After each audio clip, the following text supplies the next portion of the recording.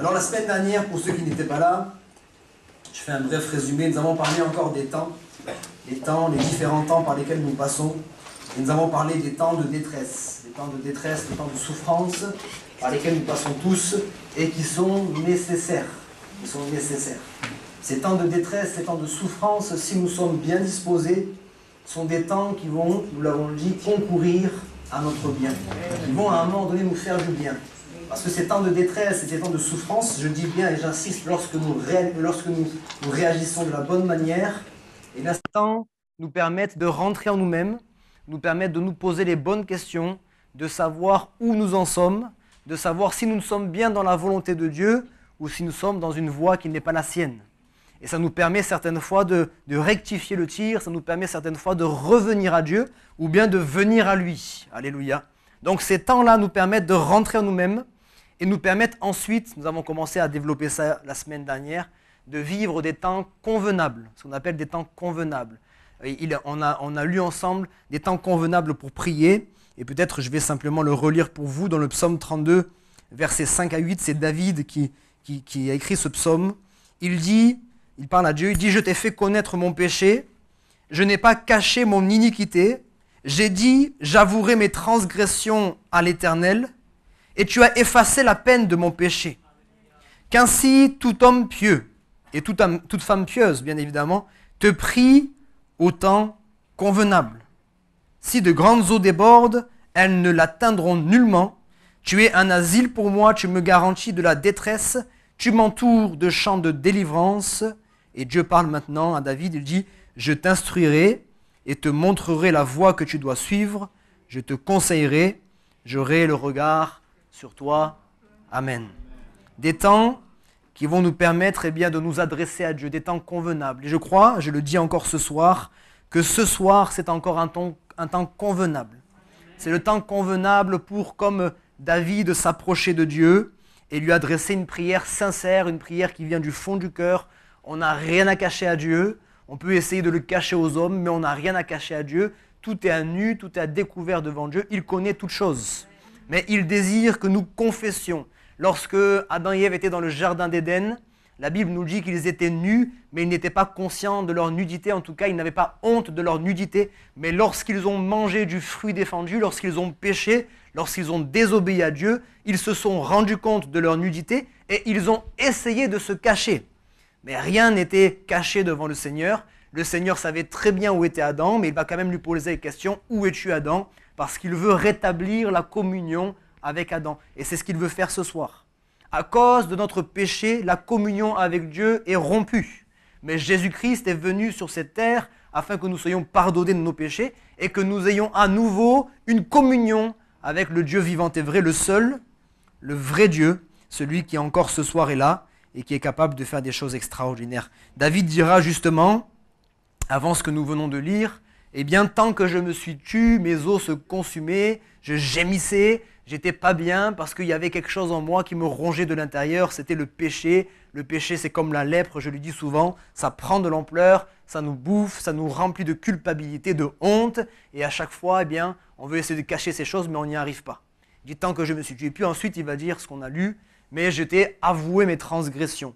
La Bible dit dans le livre des Proverbes, celui qui cache ses transgressions, quand on parle de transgression, il est question simplement de désobéir à la volonté de Dieu. Celui qui cache son péché, il ne prospère pas, il ne peut pas aller de l'avant, il ne peut pas grandir, il ne peut pas obtenir la bénédiction de Dieu. Mais celui qui les avoue premièrement et les délaisse, parce qu'il ne faut pas simplement avouer nos péchés, avouer nos fautes et puis continuer dans cette route, il faut les avouer et les délaisser, les abandonner cette manière de vivre pour nous approcher de Dieu. Celui qui les avoue et qui les délaisse, il obtient miséricorde, c'est-à-dire qu'il obtient le pardon de ses péchés, et ça peut être une réalité pour ce soir, quelqu'un ce soir encore.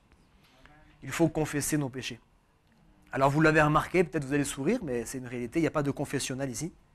Vous n'allez pas confesser vos péchés à qui que ce soit ici, pas même à moi qui suis le pasteur. Quand on confesse nos péchés à Dieu.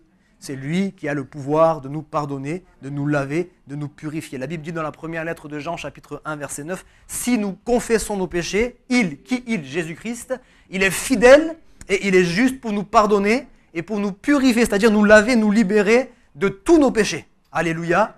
Donc nous devons nous approcher de Dieu. Ça peut se faire peut-être à la fin de cette réunion, alors qu'on va prier encore pour ceux qui en ont besoin. Dans le secret de votre cœur, vous pouvez prier et dire « Seigneur, je reconnais ma faute, je reconnais que sans toi, je ne suis rien et que j'ai besoin de ton secours. » Ça peut se faire dans le secret de votre cœur sans que personne ne sache. Et ça peut se faire aussi dans votre maison.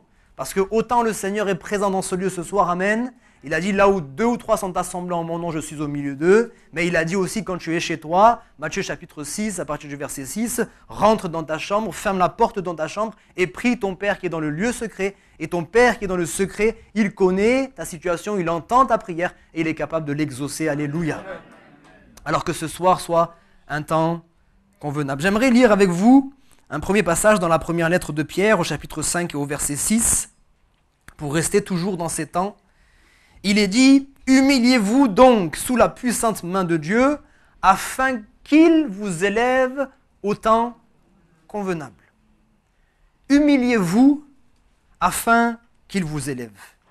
Après le temps d'humiliation, après le temps de repentance, il y a un temps où le Seigneur nous relève. C'est ça son désir, c'est ça son but. Le but qu'il veut atteindre, c'est que nous puissions être relevés. Son objectif, c'est pas que nous restions dans la culpabilité.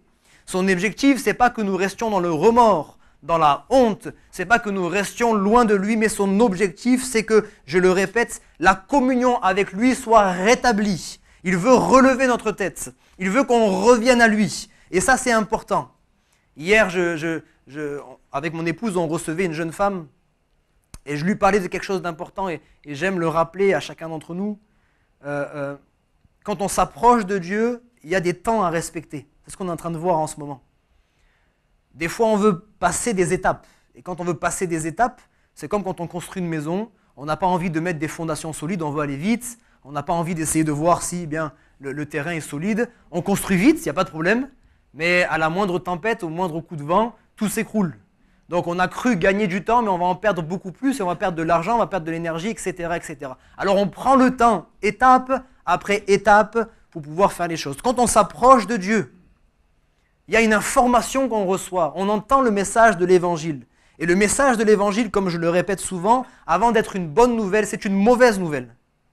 La mauvaise nouvelle, c'est que nous sommes tous pécheurs. Il n'y a pas un seul juste, il n'y en a pas un seul qui fasse le bien. Nous sommes tous pécheurs. L'insensé dit en son cœur, il n'y a point de Dieu. Il n'y a pas un seul juste sur cette terre. On entend cette mauvaise nouvelle parce que la mauvaise nouvelle, elle nous dit aussi que le salaire du péché, c'est la mort. La Bible est claire. La Bible dit qu'il est réservé à l'homme de mourir qu'une seule fois. Après quoi vient le jugement. Ça, c'est ce que la Bible dit. Donc, c'est d'abord une mauvaise nouvelle.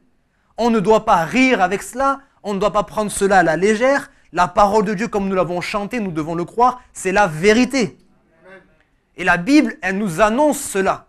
Tu es pécheur, tu es pécheresse, et sans Christ, tu es perdu pour l'éternité. Et face à cette information, on a une décision à prendre.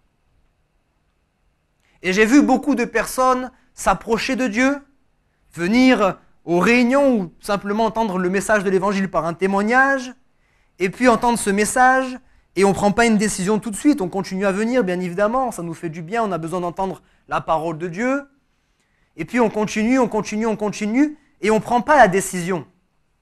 Et on finit par rentrer dans une certaine spirale. On est là, et c'était le cas de cette jeune femme hier. Elle me dit, mais j'entends les gens prier, moi au bout de 5 minutes j'ai fini, les gens ils prient pendant une demi-heure. Moi je lis ma Bible, je ne comprends rien, je dis oui mais tu es en train de mettre la charrue avant les bœufs. Tu essayes de faire ce que les autres font, mais les autres ils ont une relation avec Dieu. Les autres ils ont reçu Jésus-Christ dans leur cœur, ils sont nés de nouveau. Ce n'est pas juste des religieux, ce sont de nouvelles créatures. Et c'est la présence de Dieu en eux, la présence du Saint-Esprit en eux qui leur permet d'avoir cette relation.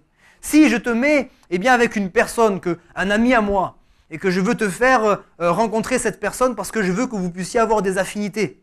S'il n'y a pas d'affinité entre vous, même si je vous force, même si tu te forces, au bout de 5 minutes, tu n'auras plus rien à lui dire. Parce que vous n'avez pas d'affinité.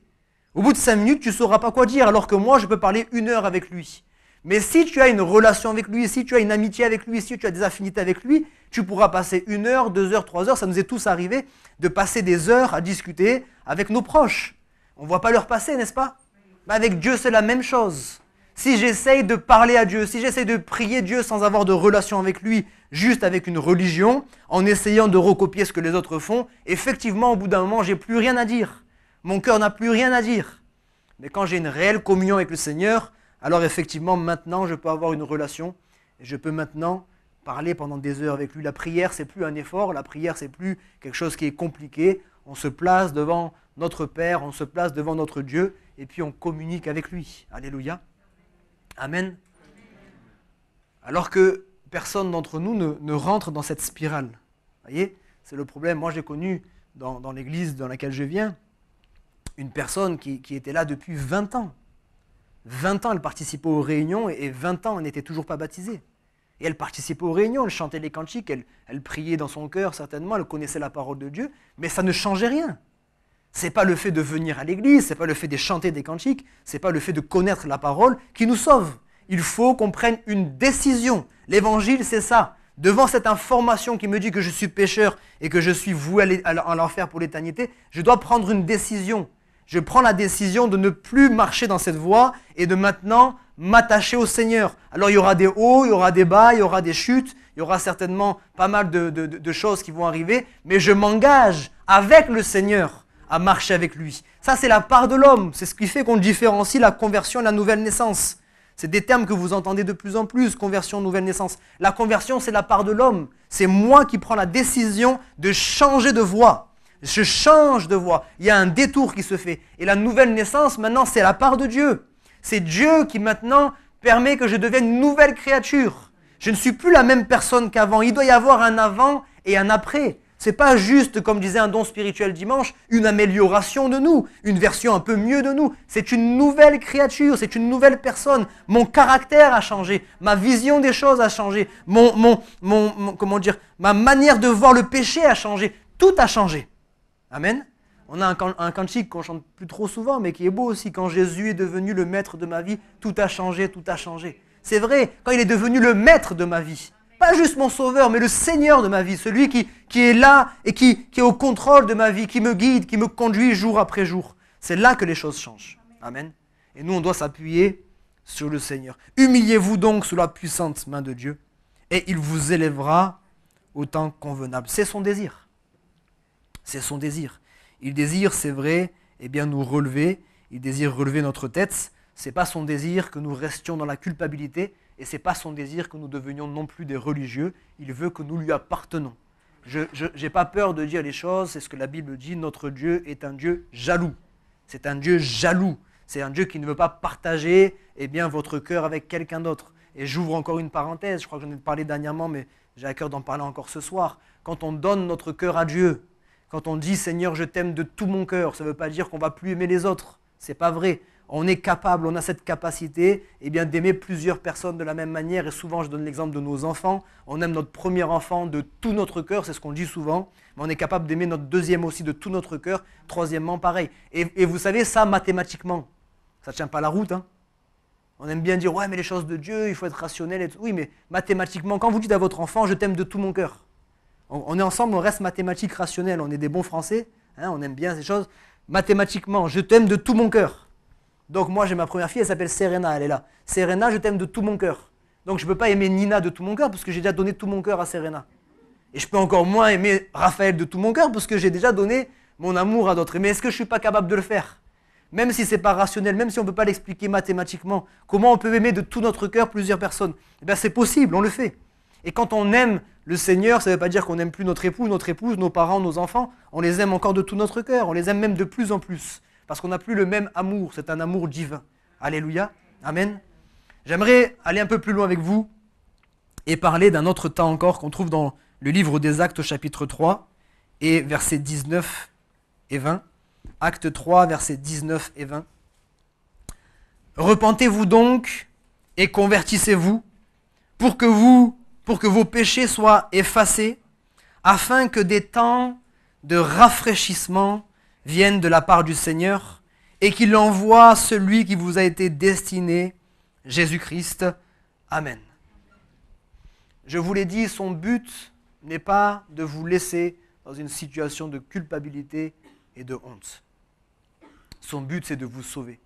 Jean chapitre 3, verset 16 nous dit « Car Dieu a tant aimé le monde, car Dieu t'a tant aimé toi, qu'il a donné son Fils unique, afin que quiconque, ça peut être encore toi ce soir, croit en lui, ne périsse pas, mais qu'il ait la vie éternelle. Là, on entre dans la bonne nouvelle, parce que j'ai appris que j'allais périr, mais il y a une bonne nouvelle, c'est que Dieu a déjà pourvu, Dieu a déjà envoyé son Fils, alléluia, et Jésus-Christ, il a déjà donné sa vie pour nous, afin que nous puissions accepter son sacrifice et être sauvés pour l'éternité. Son objectif, ce n'est pas de nous perdre. Son objectif, ce n'est pas de nous juger. Son objectif, ce n'est pas de nous condamner. Lorsqu'il nous montre notre péché, ce n'est pas pour nous condamner. La Bible dit que le Fils de l'homme, il n'est pas venu pour perdre les âmes, mais pour les sauver. Alléluia. Alléluia. Il dit que, ne tenant pas compte des temps d'ignorance, il vous appelle maintenant à vous repentir. Il veut qu'aucun ne périsse, mais que tous parviennent à la vérité. Ça, c'est sa volonté. Ça, c'est son désir le plus profond. Il désire que nous puissions être sauvés. Il désire que nous puissions être libérés de nos péchés. Il ne veut pas nous voir souffrir. Et souvent, on accepte les situations, on continue à souffrir comme si c'était une punition de Dieu. Moi, c'est comme ça que je voyais les choses. C'est comme ça que je voyais les choses. Quand je me suis approché de Dieu, dès qu'il m'arrive un problème, je disais, ça y est, c'est Dieu qui me punit. J'avais eu cette mentalité-là. À chaque fois qu'il y a un problème, c'est Dieu qui me punit, c'est Dieu qui me punit. C'est la religion qui nous a appris ça. Hein. La religion nous apprend, si tu te comportes mal, Dieu te punit, Dieu te punit, Dieu te punit. Et à chaque fois, on voit Dieu comme le père fouettard. Sauf que c'est pas ce que la Bible me dit. Dieu ne veut pas me punir, Dieu ne veut pas me voir souffrir. La Bible dit que Jésus-Christ, vous savez comment Dieu a oint du Saint-Esprit et de force Jésus de Nazareth, qui allait de lieu en lieu, faisant du bien, guérissant les malades, délivrant tous ceux qui étaient sous l'emprise du diable, parce que Dieu était avec lui, alléluia. Il allait de lieu en lieu, il voulait guérir. Est-ce que ceux qui étaient de son temps méritaient plus que nous? Non, certainement pas. C'est ces personnes qu'il a guéries, c'est ces personnes qu'il a délivrées. Certaines d'entre elles étaient là le jour de sa crucifixion et il criait « Crucifie-le, crucifie-le ».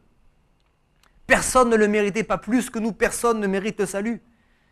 Mais Jésus-Christ a prouvé, Dieu a prouvé son amour envers nous, en ce que lorsque nous étions encore des pécheurs, Jésus-Christ est mort pour des impies, pour des pécheurs comme nous. Alléluia. Ça, c'est le message de l'Évangile. Et Dieu ne veut pas qu'on reste dans notre situation, il veut que nous puissions connaître, vivre des temps de rafraîchissement. Des rafraîchissements. Nous délivrer de nos dangers, nous délivrer de nos situations. Il veut guérir nos corps malades, il veut guérir nos cœurs brisés. Il veut, comme je le disais dernièrement, mettre dans notre cœur, d'abord déraciner pas mal de choses dans notre cœur. Hein. Parce qu'on a besoin d'abord que pas mal de choses soient déracinées, soient brûlées par le feu de l'esprit. Et puis après, il veut mettre dans notre cœur l'amour, il veut mettre dans notre cœur la joie, il veut mettre dans notre cœur la paix, il veut mettre dans notre cœur le bonheur éternel, alléluia. Et il veut le faire ce soir, amen. Il est capable de le faire. On n'a pas besoin d'attendre des tremblements de terre, on n'a pas besoin d'attendre certaines choses. On sait que Dieu, ce qu'il promet, il est capable de l'accomplir. Alléluia. On doit marcher par la foi et non par la vue. Je ne cesserai de répéter ça. Parce que de plus en plus, là, on a besoin toujours de vivre, de sentir, etc., etc. Non, la foi, c'est la foi. Je crois en Dieu, alléluia. C'est tout, je crois en Dieu plus que toute autre chose. C'était mon premier message dans ce lieu. Je me rappelle, hein. Quand je suis arrivé, la journée de présentation, mon message, c'était croire la parole de Dieu plus que toute autre chose. Plus que toute autre chose. Plus que ce que les hommes disent, plus que ce que mon médecin dit, plus que ce que le diable dit, ou ce que même la science dit, etc. Je crois Dieu plus que toute autre chose. Il est celui qui détient la vérité et qui me l'a montré, qui me l'a donné par la parole de Dieu. Et puis à nouveau, nous parlons de certains temps, parce que c'est les temps que nous vivons en ce moment. 2 Timothée chapitre 3, verset 1. Sache que dans les derniers jours, il y aura des temps difficiles. Ah pasteur, vous étiez bien parti là. Oh, le rafraîchissement, la guérison, la délivrance, ouais, nous on veut que ça, nous. Non, c'est pas flunch, excusez-moi l'expression. On ne prend pas juste ce qu'on veut et puis on laisse le reste. Non. On prend toute la parole. Et toute la parole, elle nous dit aussi les derniers temps, les temps que nous sommes en train de vivre en ce moment. Parce que le retour du Seigneur est plus proche qu'autrefois encore, c'est juste logique. Les derniers temps seront des temps difficiles. Des temps difficiles pour tous, encore une fois. Et peut-être, il faut le dire, plus difficiles encore pour les croyants. Tout est relatif. Je dirais plus difficile pour ceux qui ne sont pas croyants parce qu'ils n'ont pas Christ, effectivement. Ils sont seuls dans leur détresse, seuls dans leur misère. Mais plus difficile pour les croyants parce que de plus en plus, on va persécuter les croyants. Je le dis de plus en plus et vous l'avez remarqué, aujourd'hui, ce qui est mal, nous le savons, c'est appelé bien. Il y a des choses qu'on ne peut pas prêcher. Moi, je ne me permets pas de le prêcher tant qu'on est sur YouTube. Mais sinon, je le prêche entre nous. Il y a des choses qu'on ne peut pas prêcher. Parce que maintenant, on veut appeler certaines choses mal. Des choses qui sont mal, on veut les appeler bien. Et les choses qui sont bien, quand on veut faire les choses bien, on dit, mais c'est toi qui es fou, toi qui es bizarre, etc., etc. Nos jeunes, là, prions pour eux, je le dis souvent. Quand nos jeunes veulent se mettre ensemble et marcher dans la volonté de Dieu, lorsqu'ils veulent s'abstenir de toute relation avant le mariage, ils sont pris pour des extraterrestres. Ben, ça va pas ou quoi? Mais attends, on est en 2021, c'est bon, en 2021, on peut avoir des rapports déjà à partir de 14 ans, à partir de 15 ans, et puis on peut avoir des rapports avec qui on veut. Pourquoi tu vas t'embêter à garder qu'une seule personne alors que tu peux goûter à tellement de choses? C'est ça qu'ils entendent, nos jeunes. C'est ça qu'ils entendent. Alors vous l'entendiez bien sûr autrefois aussi, il n'y a rien de nouveau sous le soleil, mais c'est de pire en pire. Les temps de la fin sont des temps difficiles, et il faut qu'on puisse s'attacher au Seigneur. Nous, il nous faudra, eh bien, premièrement, rester ferme dans notre foi. 2 Timothée, chapitre 4, versets 7 et 8, Paul nous dit « J'ai combattu le bon combat, j'ai achevé la course, j'ai gardé la foi. Désormais, la couronne de justice m'est réservée. Le Seigneur, le juste juge, me la donnera dans ce jour-là, et non seulement à moi, mais encore à tous ceux qui auront aimé son avènement. » Et puis je lis aussi pour vous Apocalypse, chapitre 3, verset 21. « Celui qui vaincra, je le ferai asseoir avec moi sur mon trône. » Alléluia, vous imaginez un petit peu, hein? On sera assis sur le trône, alléluia, avec le Seigneur. Comme moi j'ai vaincu et me suis assis avec mon Père sur son trône.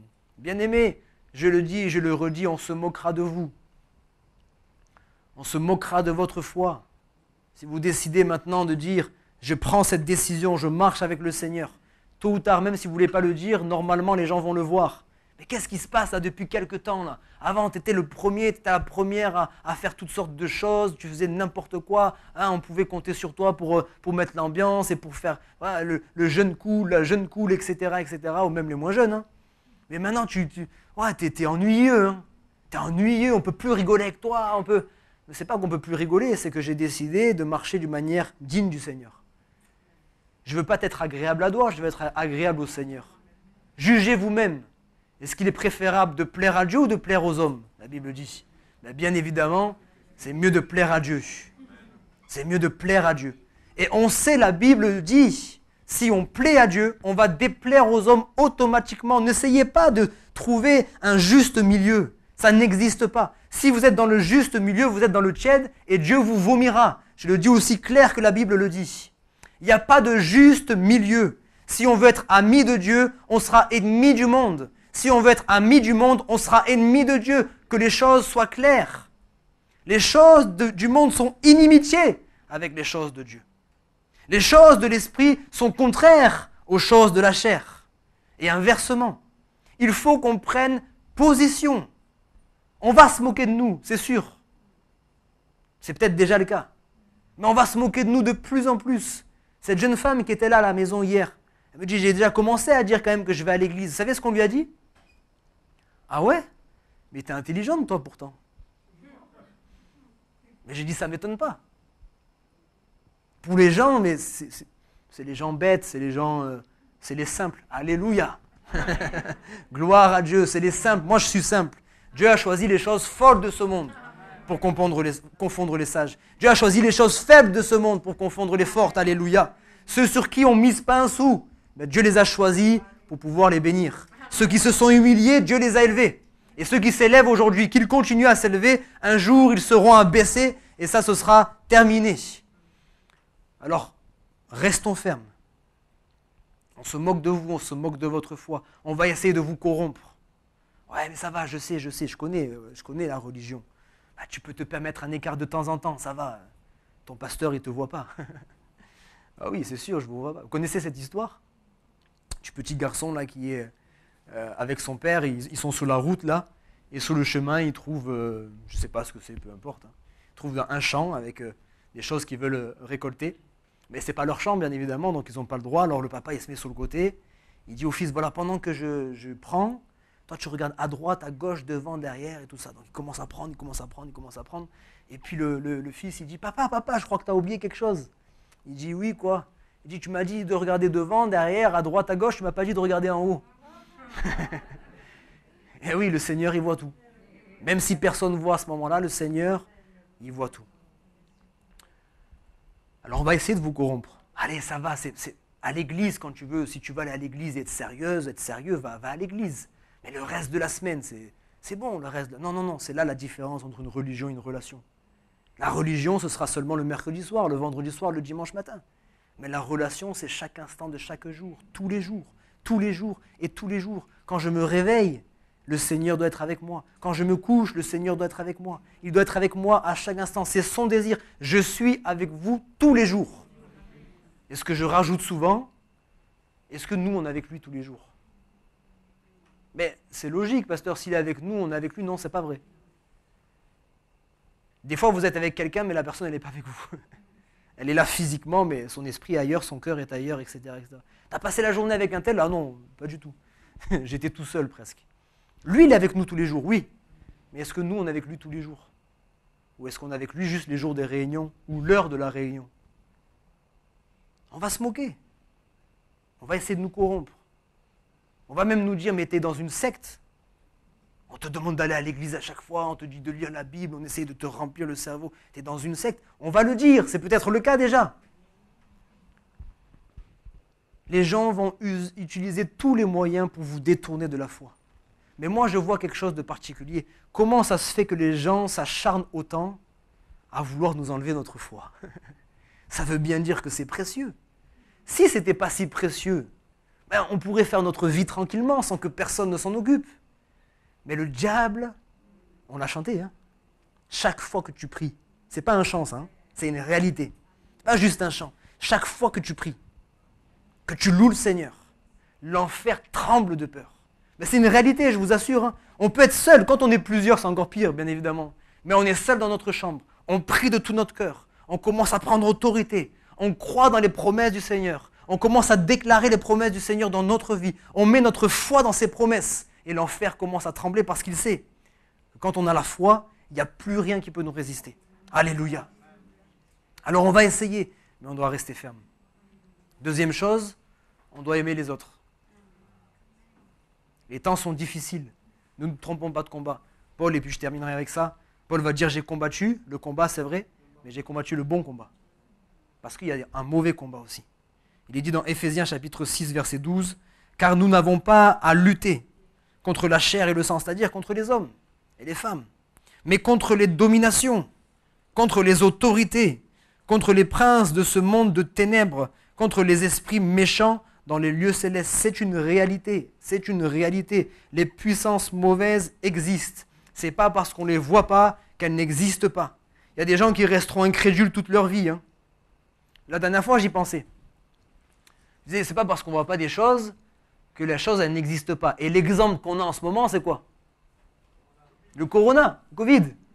On ne le voit pas, le Covid. Qui le voit? Si vous le voyez, vous partez en courant. Il n'y a personne qui le voit. Et pourtant, il existe. Mais vous savez, dans le monde entier, là, en France et dans le monde entier, il y a des...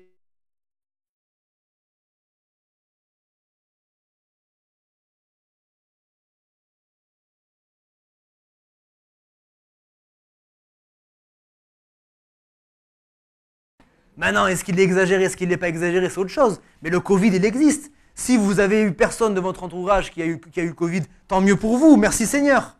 Mais ça a été une réalité. Ça a été une réalité, le Covid, il existe. Mais il y a des gens, malgré le fait que ce soit clair, on voit la manifestation, même si on ne voit pas le Covid lui-même, on voit la manifestation du Covid, on le voit, il y a des gens qui continuent à dire non, le Covid n'existe pas. Ils peuvent voir la manifestation de Dieu, ils continueront à dire Dieu n'existe pas. Il y a des gens qui sont incrédules, qui refusent de croire, parce que ce soit pour le Covid comme pour Dieu, c'est des gens qui volontairement refusent de croire. Et la Bible dit, dans l'Épître aux Romains, c'est Paul qui parle, il dit ils sont inexcusables. Ils sont inexcusables. Parce que ayant connu Dieu, ils l'ont rejeté. Paul dit qu'ils l'ont connu Dieu en fait. Mais ils ont refusé de l'accepter. Ils ont refusé d'accepter. Ah oui, mais il y a des personnes, ils n'ont pas entendu l'évangile, etc., etc. Lisez l'épître aux Romains, c'est très intéressant. Il dit Dieu est visible à l'œil nu, par la création et par toutes sortes de choses. Alors c'est sûr, peut-être on n'a pas entendu le nom de Jésus dans toute la terre. Effectivement, il y a certains endroits où on n'a pas entendu le nom de Jésus. Et des fois, on l'a entendu, mais l'ont mal entendu. Moi, j'avais déjà entendu parler du nom de Jésus, mais j'avais tellement mal entendu parler du nom de Jésus que ça ne m'intéressait pas du tout. Quand je l'ai entendu avec l'onction du Saint-Esprit, quand c'est le Saint-Esprit qui est venu rendre témoignage à mon esprit de Jésus-Christ, les choses ont changé. Les choses ont changé. Et nous, on doit avoir de l'amour. Je termine avec 1 Pierre, chapitre 3, verset 9. Ne rendez point mal pour mal, ou injure pour injure. Bénissez au contraire, car c'est à cela que vous avez été appelés, afin d'hériter la bénédiction. Je termine. C'est notre devoir, c'est notre responsabilité, maintenant que nous avons reçu Christ dans notre vie, de changer la donne. On peut briser le cycle infernal, ce que j'appelle le cycle infernal du mal pour mal. Parce que c'est ça le mal. Moi, je suis né, comme vous tous, j'avais rien demandé à personne, et puis un jour, on m'a fait du mal. Vous aussi, hein? C'est un professeur de l'école, c'est un parent, c'est un voisin, c'est un étranger, peu importe, mais il y a quelqu'un qui vous a fait du mal. Soit verbalement, soit émotionnellement, soit physiquement, quelqu'un vous a fait du mal, oui ou non? Et à partir de là, puisqu'on vous a fait du mal, en retour, vous avez fait du mal à quelqu'un d'autre. Pas volontairement, mais c'est parce que vous avez été blessé, vous avez commencé à avoir de mauvais sentiments en vous, et un jour ou l'autre, même involontairement, vous avez fait du mal à quelqu'un d'autre. C'est ça, le cycle infernal du mal pour mal. Et c'est dans ce monde qu'on est. C'est dans ce monde qu'on est. La personne qui vous fait du mal aujourd'hui, c'est parce qu'un jour, on lui a fait du mal. Et elle rend le mal pour le mal. Elle ne peut pas faire autrement parce qu'elle n'a pas Christ en elle. Mais nous avons la capacité, le pouvoir de changer la donne. Alléluia. Il y a une expression qui dit, ce n'est pas un proverbe biblique, mais il y a une expression qui dit « Une bonne action en entraîne toujours une autre ». Et la Bible dit « L'amour triomphe toujours ». Alléluia. Si nous, on commence à répondre par le bien, eh bien ça peut changer la donne. La personne, ayant fait du mal à quelqu'un, elle reçoit le bien, à son tour, elle va faire du bien à quelqu'un d'autre. Vous voyez ce que je veux dire? Et ça, c'est le rôle de l'Église. Bientôt, l'Église ne sera plus là. Ce sera le prochain point la semaine prochaine. Les temps du retour du Seigneur. Ce sera le point la semaine prochaine. Bientôt, l'Église ne sera plus là. Et l'Église ne pourra plus exercer cette influence. Bien-aimés, nous avons une responsabilité. Tant qu'il est encore jour, tant qu'il est encore temps, la Bible nous dit, travaillons. Travaillons, parce que bientôt, le Seigneur va venir nous chercher. Alléluia. Ça, c'est bon pour nous. Ce sera glorieux, ce sera merveilleux. Notre place, elle sera merveilleuse. Mais pour ceux qui vont rester ici, et quand je dis pour ceux qui vont rester ici, il y a vos familles, il y a vos amis, il y a des proches, des gens que vous aimez, des gens auxquels vous êtes attachés. Pour ceux qui ne sont pas encore sauvés, ceux qui ne sont pas encore à Christ, pour eux, ça va être terrible. Parce que l'Église ne sera plus là pour exercer son influence. L'Église ne sera plus là pour jouer son rôle dans ce monde et le diable pourra se déchaîner. Alors tant qu'il est encore jour, bien-aimés frères et sœurs, prenons conscience de notre responsabilité. Quand on vous fait mal, répondez par le bien. Répondez par le bien. Si vous n'y arrivez pas tout de suite à dire une parole d'amour, ne répondez pas du tout. Mais dans votre cœur, une fois que la colère est redescendue, dites « Seigneur, il ne sait pas ce qu'il fait. Pardonne-lui. Seigneur, elle ne sait pas ce qu'elle m'a dit. Elle ne l'a pas dit volontairement. Elle a été blessée et à son tour, elle me blesse. Mais moi, je veux la bénir. Moi, je veux que son cœur change. Moi, je veux que la haine soit ôtée de son cœur et que tu mettes l'amour dans son cœur. Si elle est dans l'inquiétude, donne-lui la paix. Je veux que tu bénisses sa vie. Je veux que tu bénisses sa famille, que tu changes sa situation qui fait qu'en ce moment, elle est aigrie, elle est mauvaise, elle est méchante. Je dis elle depuis tout à l'heure. Ça peut être il, bien sûr. Hein. Ne croyez pas que c'est les dames qui sont... Mais Dieu peut faire ces choses. Alléluia. Dieu peut faire ces choses et il faut qu'on ait la foi. Frères et sœurs, ayons la foi. Gardons les regards fixés sur le Seigneur. Amen.